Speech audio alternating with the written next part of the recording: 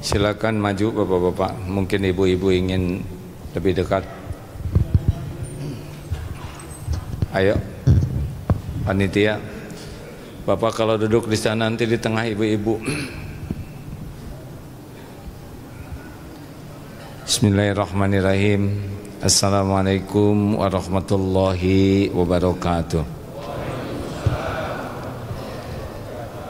Alhamdulillahi rabbil alamin alladzi khalaqal mauta wal hayata liyabluwakum ayyukum ahsanu amala wa huwal azizul ghafur. Allahumma shalli ala sayyidina Muhammad wa ala alihi wa ashabihi ajma'in. Ya Allah, berkahi majlis ini. Catatkan siapapun yang hadir, yang menyimak menjadi orang yang Engkau ampuni seluruh dosanya. Engkau karuniakan iman yang sempurna, keyakinan yang benar, hati yang khusyuk, lisan yang selalu basah menyebut nama-Mu ya Allah. Catatkan jamaah ini jamaah yang istiqomah, istiqomah dalam iman, istiqomah dalam beramal soleh. Ya Allah, catatkan kami semua menjadi hamba husnul khatimah. Kumpulkan kami seluruhnya jadi ahlul jannah ya Allah. Jangan biarkan satupun di antara kami menjadi ahli neraka.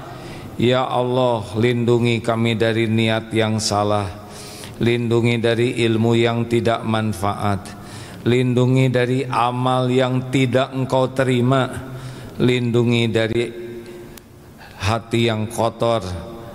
Karuniakan kepada kami qalbun salim ya arhamar rahimin. Allahumma inna nas'aluka ilman nafi'an wa rizqan tayyiban wa amalan mutaqabbalan. Amin ya rabbal alamin. Alhamdulillah. Apa kabar bapak-bapak, ibu-ibu sekalian? Sekarang banyak sedang mengenang kembali Isra Mi'raj. Isra dari Masjidil Haram ke Masjidil Aqsa, Mi'raj dari Masjidil Aqsa ke Sidratul Muntaha. Kalau membahas tidak jadi amal, berarti kita rugi. Semua takdir ada hikmahnya, semua takdir ada pelajaran, dan semua takdir bermanfaat bagi orang yang beriman. Baik, kita coba ambil hikmah.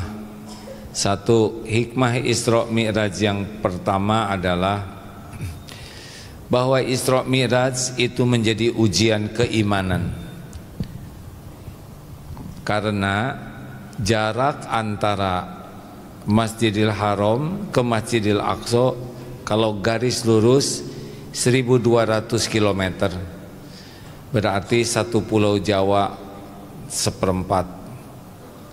Kalau jalan yang ditempuh kala itu pakai unta dan kuda, itu kurang lebih 1500 km jaraknya dari ujung Jawa ke ujung Jawa lain, tambah setengahnya. Kalau pakai unta itu kalau jalan tidak berhenti sekitar 16 hari tanpa berhenti. Kalau pakai kuda berlari cepat tidak berhenti 1500 km itu bisa 7 hari, tapi besar kemungkinan kudanya pada mati ya, jadi lebih lama. Kalau ditempuh secara umum 1 bulan, pergi 1 bulan pulang. Itulah sebabnya ketika ada Isra Mi'raj ini antara tahun ke-10 kenabian sampai tahun ke-12 di sana perkiraan waktunya. Tidak semua orang langsung percaya ketika Rasulullah bercerita dalam semalam Mekah, Masjid Baitul Maqdis, Sidratul Muntaha, jelas Abu Jahal dan kawan-kawan langsung tidak percaya, menertawakan, pembohong, gila, dusta. Tuh, begitulah Nabi menceritakan sesuatu yang beliau alami. Sedangkan bagi orang yang beriman teguh seperti Abu Bakar As-Siddiq langsung percaya.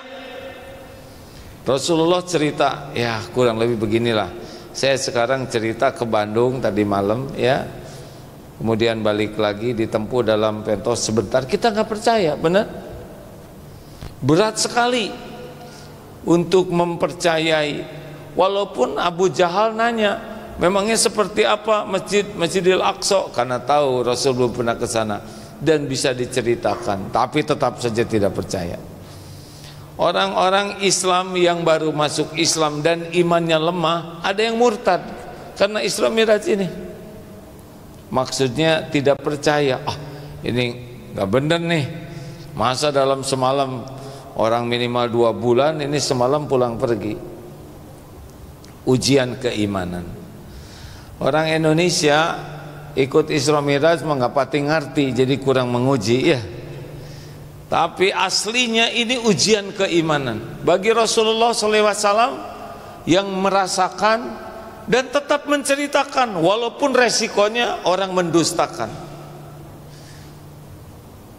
Bayangkan menceritakan sesuatu yang tidak mungkin dalam pandangan akal, tapi benar-benar terjadi. Orang menghina, mendustakan, Rasulullah tetap mengatakan kebenaran. Nah ini 3 hikmah, 3 sikap ya. Bagi yang imannya teguh, asal ini Quran, asal ini dari Rasul sahih, sami'na wa ta'na, gak ada keraguan. Mungkin suatu saat, dulu kan gak pernah kebayang Batam Bandung hanya 1,5 jam, betul? Mungkin nanti akan ada pesawat lebih cepat Pak, dalam tempo lebih cepat Bandung Batam. Sekarang seluruh dunia menonton acara ini, yang nonton dengan media ini tidak terbayang dulu. Ada kemungkinan, ini yang perkiraan, nanti saya ceramahnya di Bandung, tapi ada di kursi ini.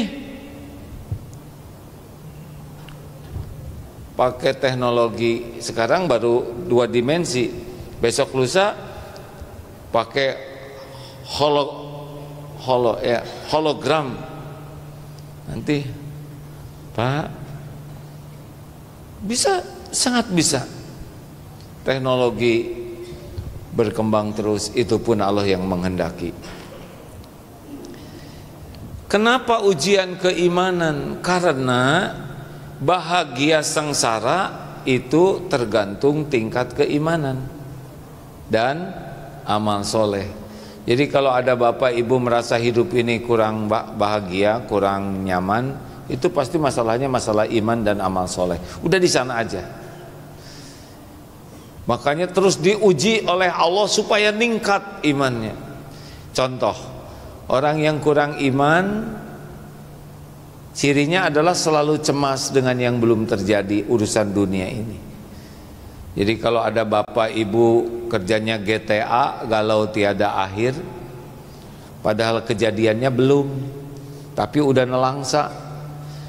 Sini ada yang mau pensiun Pak DKM, mana tadi yang ngajak Pak Pembina? Udah hilang. Oh maaf ya Pak, udah mulai pensiun belum? Belum ya? Sudah, berarti tamat SMA 87 ya kan? Apa sebentar, saya Terawang 89 tamatnya ya kan? Bisa ke Terawang. Udah hampir pensiun, udah juga. Bagus lah ya. Mana yang mau pensiun, yang stres? Biasanya yang stres tuh yang mau pensiun. Pensiunnya belum, penderitaannya duluan. Ibu-ibu juga banyak yang stres. Bagaimana nanti kalau suami saya meninggal? Bagaimana kalau suaminya meninggal ibu-ibu? Berarti suaminya dikubur. Siapa yang nyebut cari lagi? Aki-aki, jangan ngomong gitu, itu dunia lelaki ya. Bu, gimana kalau suami saya meninggal? Ya dikubur.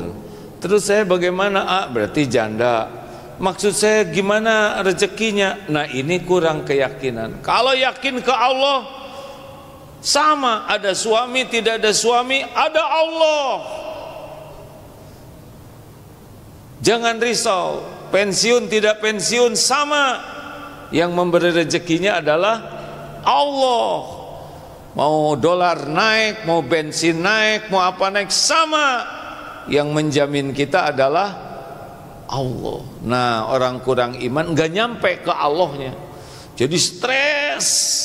Tapi bagi orang yang kuat iman, kulla yusibana illa ma kataballahu lana huwa maulana wa 'alallahi falyatawakkalul mu'minun.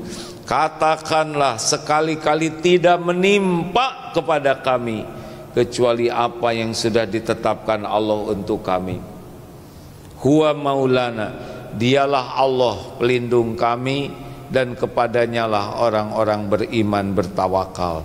Makanya yang ditakuti oleh orang beriman cuma satu, takut tidak disukai Allah, itu saja. Dunia mau gimana aja sudah sok lah ya. Kita punya niat, kita ikhtiar, kita doa, pasrahkan ke Allah. Baik silahkan, gak baik gak usah. Dua, ciri orang yang imannya kurang, terbelenggu oleh masa lalu. Kalau sudah ingat tadi, kemarin, yang lalu, kebawa sedihnya, kebawa sakit hatinya, terus dendam. Padahal yang lalu sudah berlalu. Yang akan datang belum tentu terjadi, belum tentu hidup, betul tidak? Dan belum terjadi. Jadi kalau yang akan datang itu satu, belum terjadi. Dua, belum tentu terjadi. Yang ketiga, belum tentu hidup. Karena kalau saya lihat dari depan ini ya, saya mohon maaf, ini wajah-wajah dalam antrian ya. Benar? Sudah ada jamaah yang pulang kepada Allah belum di sini? Sudah, ini sudah dekat, sebagian aromanya sudah tercium ya. Aroma amal soleh. Baik, bagaimana tentang yang lalu? Kalau orang yang kuat iman, qaddarullah wa ma syaa fa'al. Ini sudah takdirnya, memang begitu yang harus dijalanin. Kalau memang udah lewat ya udah begitu. Kalau yang terjadi lewat itu nikmat, berarti dari Allah. Kalau yang terjadi itu tidak enak, musibah, wa ma asobakum bi musibatin fabima kasabat aydikum wa ya'fu an katsir. Asy-Syura ayat 30. Berarti itu karena dosa kita. Misalkan kita di PHK, nggak usah sakit hati, udah ya. Dompet hilang, sudah terima. Kalau nasi jadi bubur, terima sambil cari cakwe, ayam, kacang polong, kerupuk, kecap, seledri, bawang goreng. Udah gitu aja. Tidak boleh kita, saya tidak terima keadaan ini, nggak bisa. Emang udah begitu. Terima sambil bergerak. Tobat yang banyak, amal yang banyak, berubah yang pahit jadi manis. Jadi orang-orang beriman mah nggak ada ribet-ribetnya dengan yang lalu. Itu tetangga saya dulu ngehina saya waktu kapan? Waktu SD, udah lewat ya. Yang ketiga, ciri orang kurang iman adalah ribet ya. Hidupnya ribet. Kenapa? Karena orang yang beriman karena Allah. Kalau orang kurang iman karena nafsu. Itu yang bikin ribet itu. Kalau orang berbuat baik karena Allah, enteng hidup ini. Bapak berbuat baik sama istri, sama keluarga, hanya diniatkan mencari keridhaan Allah. Istri mau menghargai atau tidak, berterima kasih atau tidak, itu urusan istri dengan Allah. Bapak anteng aja karena semuanya udah jadi amal soleh. Betul? Ini paham tidak sih hadirin? Jadi bapak ibu menderita tuh karena beramalnya karena nafsu. Berbuat ingin dihargai orang, ingin dihormati orang, ingin orang balas budi, semuanya karena makhluk. Inilah yang membuat hidupnya tidak jadi amal soleh. Kalau orang yang kuat iman mah nggak pusing pak dengan perilaku orang ke kita. Mau berterima kasih atau tidak, menghargai atau tidak, balas budi atau tidak, nggak ada ribetnya. Yang penting saya beramal, Allah ridho, Allah suka, Allah udah tahu, selesai. Karena yang bisa membalas hanya Allah. Yang membulak-balik hati adalah Allah. Makanya orang yang kuat iman mah anteng aja. Anteng. Tahu anteng? Apa anteng bahasa Indonesianya? Cool. Cool. Jarang tersinggung, marah-marah, enggak lah. Itu biasanya karena pecinta dunia ya, yang mudah marah, mudah jengkel, uring-uringan, dendam. Itu biasanya para pecinta dunia, para pecinta hawa nafsu begitu. Bagi orang yang nyari ridho Allah tuh nggak ribet hidup ini, Pak. Kenapa jadi pada melongo gini? Beneran rajin ke masjid, rajin tahajud, baca Quran, tapi pemarah. Ini nggak nyambung. Tapi lebih baik daripada yang pemarah nggak sholat, ya kan? Makanya kuatkan iman kita, banyak belajar agama, jangan jauh dari orang-orang soleh, mujahadah, kendalikan nafsu, jangan silau kepada duniawi ini. Walaupun kita kerja keras, tapi jangan mengagung-agungkan duniawi, dan jangan lengket dunia ini. Latih supaya tidak jadi pemarah, latih supaya bisa dermawan, karena orang-orang yang tidak punya mujahadah tidak berubah. Walaupun punya ilmu, kalau nggak diamalkan jadi seperti keledai bawa buku, bukunya manfaat, tapi keledai cuma jadi beban buat dia. Dua, kenapa jadi melotot gini sama saya? Ya masa merem kata.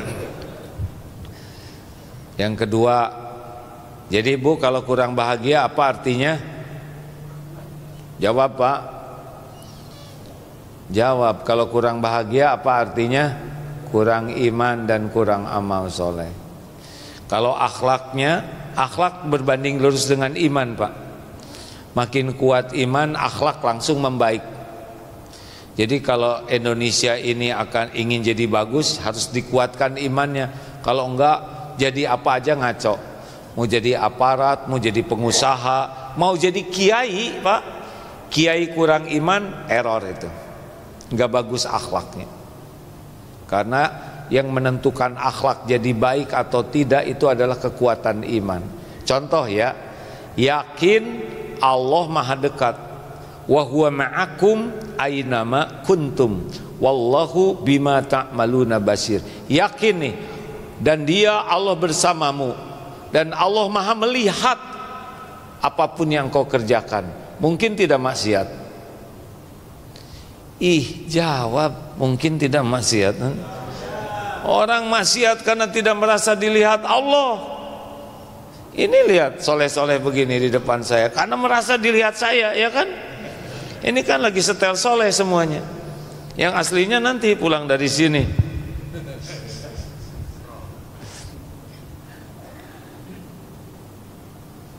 Ini maaf ya, ada manusia banyak dosa aja diam di sini udah kayak gini, betul tidak? Bagaimana orang yang merasa yakin ditatap oleh Allah, penguasa langit dan bumi? Pasti beda. Contoh rezeki, kalau sudah yakin Allah yang ngebagikan rezeki, udah nggak ada ribet-ribetnya nih. Dagang-dagang, bisnis-bisnis, kerja-kerja sebagai amal. Rezeki Allah yang ngatur, dikasih berapa aja syukur. Nggak ada rewelnya, nggak ada dengki-dengkinya dengan rezeki orang. Anteng. Kalau yakin Allah yang ngebulak-balik hati, bapak nggak akan marah-marah sama istri, nggak akan nuntut ini itu, karena Allah yang bisa mengubah. Apa yang bisa kita lakukan? Mengubah istri, mengubah anak? Nggak bisa. Mengubah diri aja nggak bisa, betul tidak? Allah. Nah begitulah kurang lebih Pak. Kalau orang sudah yakin ke Allah, mau dihina juga sok aja, karena yakin Allah yang angkat derajat. Tu'izzu man tasya wa tudhillu man tasya.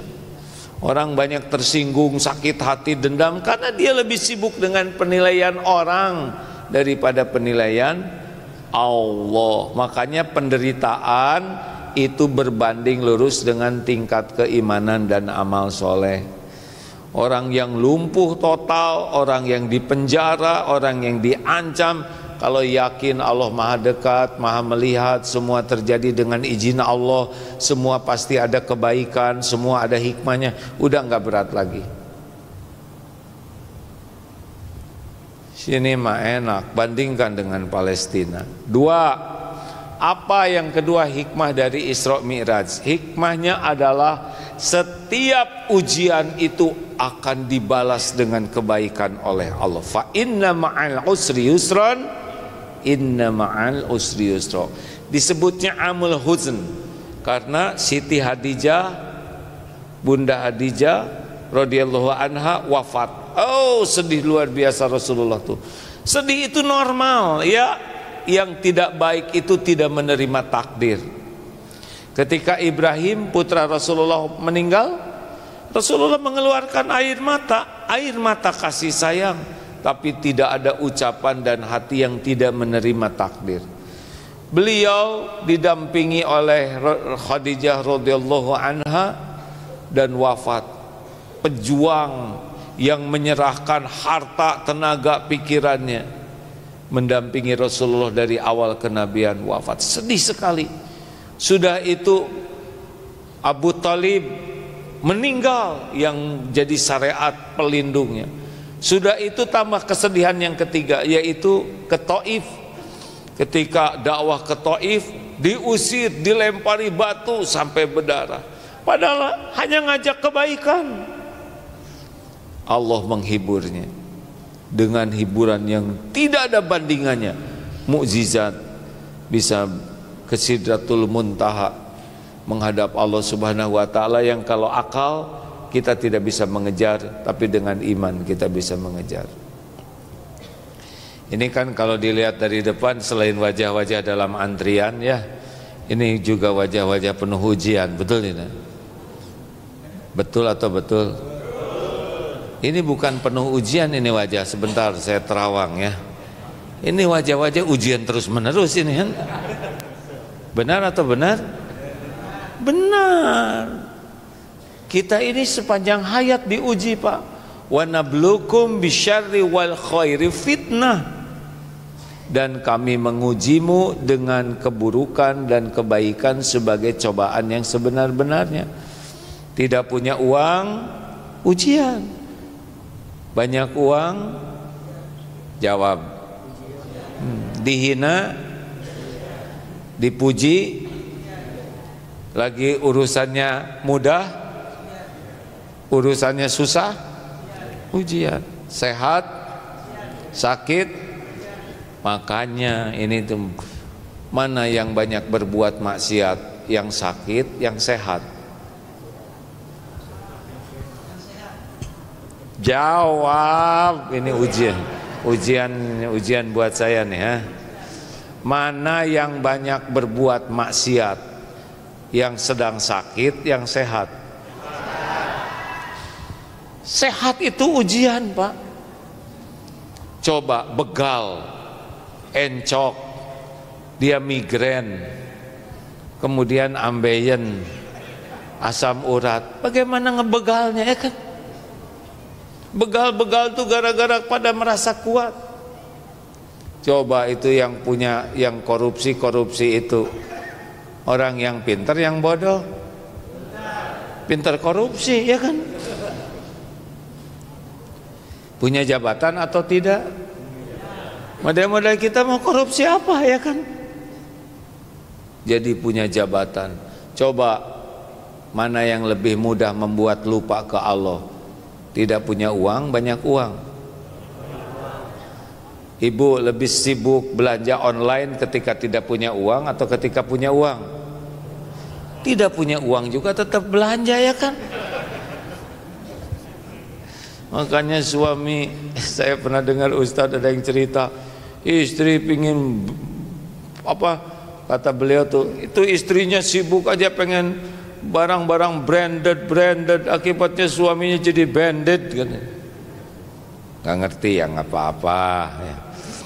Pendek kata, kalau sedang diuji sabar ya. Hujan pasti berhenti, badai pasti berlalu, pesta pasti usai, gelap malam pasti ganti jadi siang. Begitu hidup ini, tenang aja, jalanin.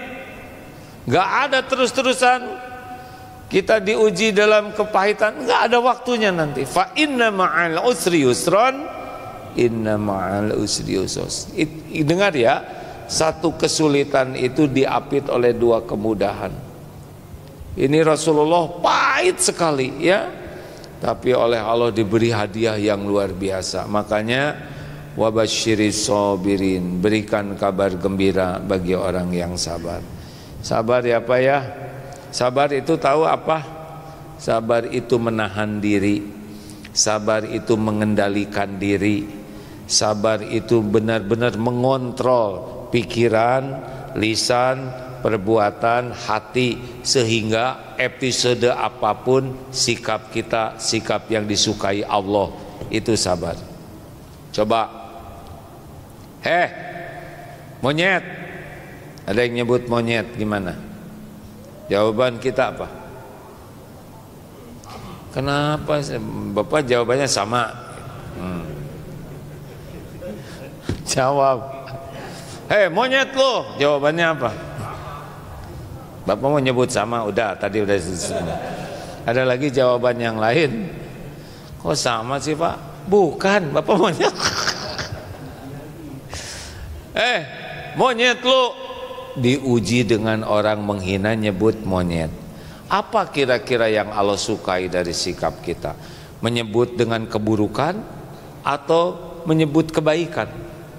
Wa idza khatabahumul jahiluna qalu salaman. Al-Furqan ayat 63. Jika orang-orang jahil, orang-orang yang gak bisa mengendalikan diri, berkata yang tidak bagus, kita jawaban yang mengandung keselamatan.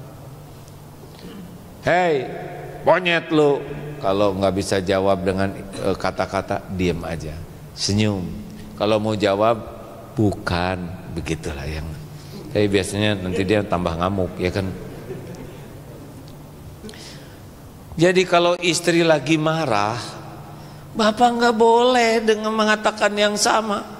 Dengar, diam, senyum. Kenapa? Karena pada waktu jahil seperti itu, tidak bisa mengendalikan diri, tidak ada gunanya kita banyak menjawab juga, karena memang sedang tidak memerlukan kebenaran, lagi sibuk ingin benar. Makanya kalau orang marah, sudah dengar aja. Tapi saya sakit hati, berarti nggak lulus. Halo? Sabar itu ada 4. 1, sabar ketika menjauhi maksiat. 2, sabar ketika melakukan taat, kayak sholat itu harus sabar.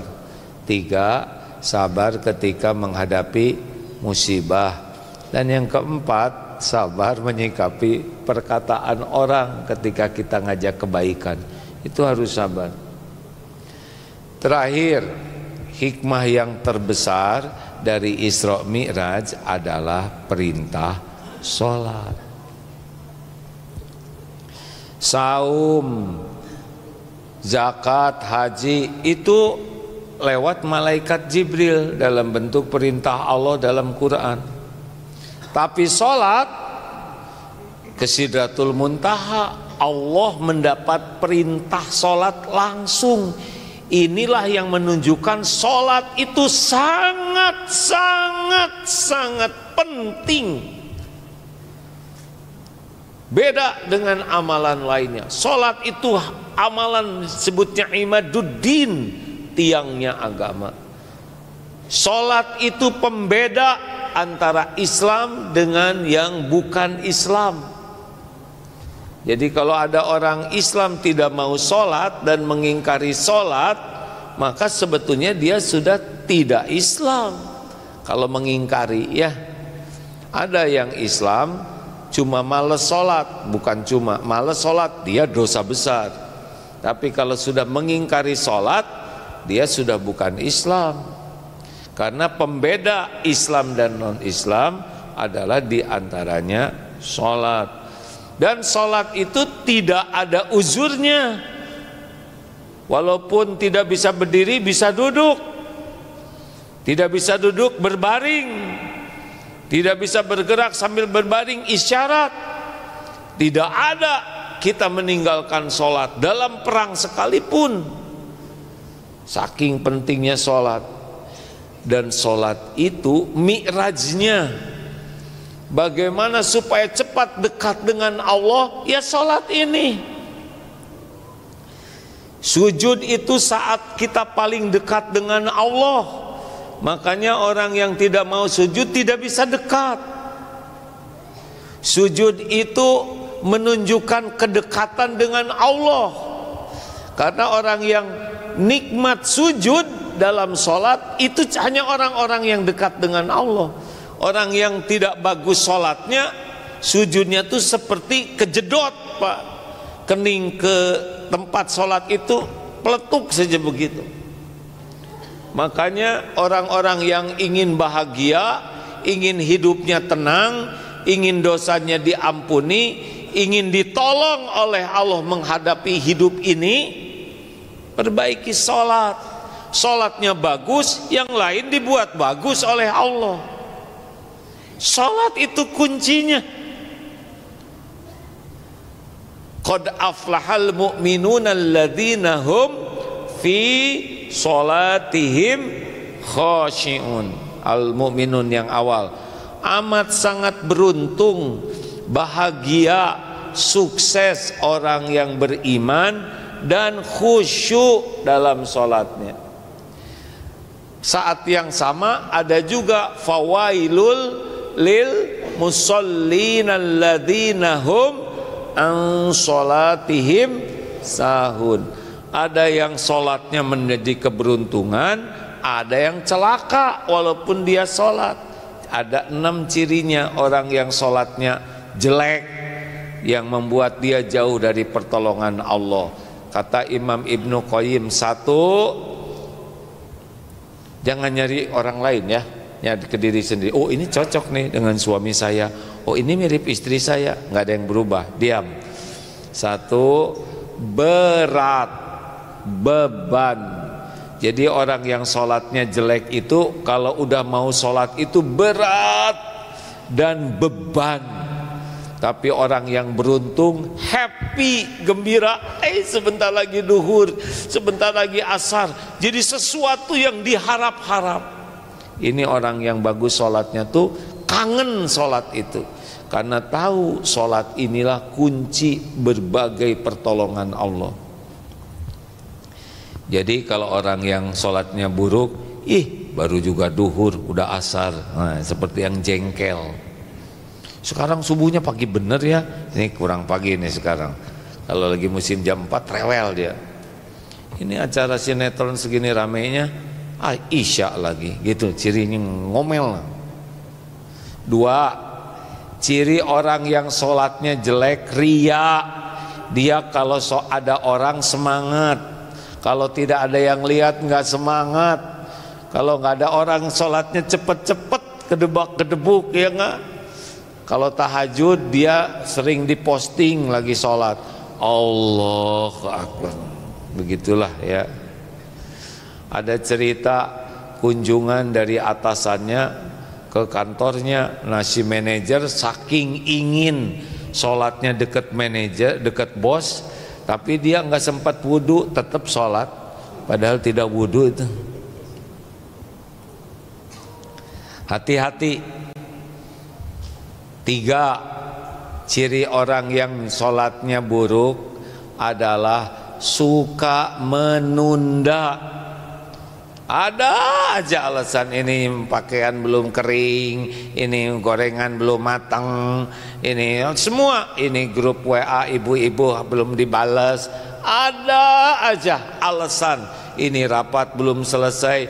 Mau rapat jungkir balik juga, yang menentukan sukses tidak tuh Allah. Rapat sampai sholat bablas, dibikin bangkrut.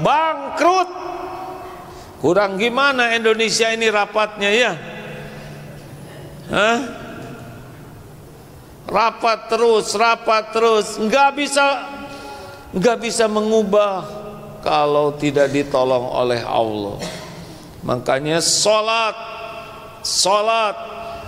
Allahu Akbar.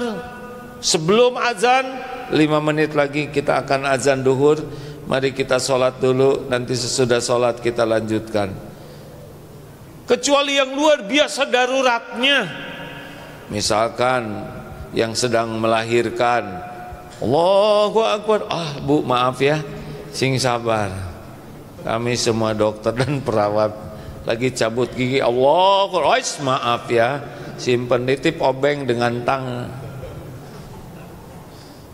Kecuali yang darurat secara syar'i, selebihnya dahulukan. Amalan yang paling dicintai Allah, as-sholatu ala waktiha. Ada orang tuh kalau mau ketemu orang tidak pernah lambat, sigep 5 menit sebelum ketemu bos siap, ketemu Allah lambat melulu. Kenapa seperti yang tersinggung ini? Yang lebih parah, ini rokok belum habis katanya. 4, ciri orang yang sholatnya jelek dan bisa bikin celaka adalah cepet sholatnya tuh, tidak tumaninah, gesit, tangkas, karena udah terlatih katanya. Dari gerakannya, amin. Udah belum ya Fatihahnya? Kayaknya mah udah deh. Malah begitu. Terus dia nengok yang sebelahnya. Udah awalnya kan bareng, sekarang dia udah ruku, berarti udah kan? Allah. Ruku juga sebenarnya sami Allah Rabbana Allah Akbar sebenarnya Allah Akbar bikfir wa wajuni wa fani wajuni wadini wa fina wallahu akbar. Ada yang kayak gitu tuh, Pak. At-tahiyatun barakatuh salawatu thayyibatun lillah assalamualaikum astagfirullahaladzim assalamualaikum kita. Allah lihat tidak kita lagi sholat? Allah lihat tidak kita lagi sholat? Gimana Pak kalau ada calon menantu ngomongnya seenaknya? Pak cuman zamannya menaksir anak bapak lah, kayak gitulah. Diterima enggak? Kira-kira diterima tidak? Coba sekarang ngelamar kerja, pas saya ngelamar kerja lah, saya mau kerja di sini karena saya kurang duit namanya. Kira-kira diterima tidak? Coba ibu ngobrol sama suami, pas saya minta buat duit buat kosmetik buat makanan namanya dikasih tidak? Kasih obat penenang. Coba Rabbighfirli, ampuni saya ya Allah, warhamni, sayangi saya, wajburni, cukupi ya Allah, warfa'ni, angkat derajat saya ya Allah, warzuqni, limpahi dengan rezeki yang halal barokah, wahdini, tuntun saya ya Allah, berikan saya petunjukmu, wa'afini, selamatkan saya ya Allah dari segala bala, wa'fu anni, maafkan saya ya Allah, ampuni semua jejak aib dan dosa saya. Masa itu juga belum tamat udah sujud. Ini ciri orang yang bagus sholatnya, itu adalah tumaninah. Bismillahirrahmanirrahim. Alhamdulillahi rabbil alamin. Ar-Rahmanir-Rahim. Maliki yaumiddin. إياك نعبد وإياك نستعين اهدنا الصراط المستقيم صراط الذين أنعمت عليهم غير المغضوب عليهم ولا الضالين.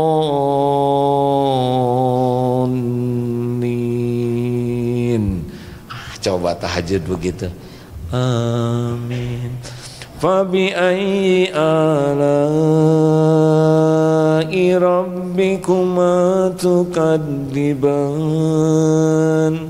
Enak tuh Pak, nikmat Tuhan manakah yang kau dustakan? Ya kalau nggak hafal yang pendek-pendek juga. Kita Bismillahirrahmanirrahim. Yasin.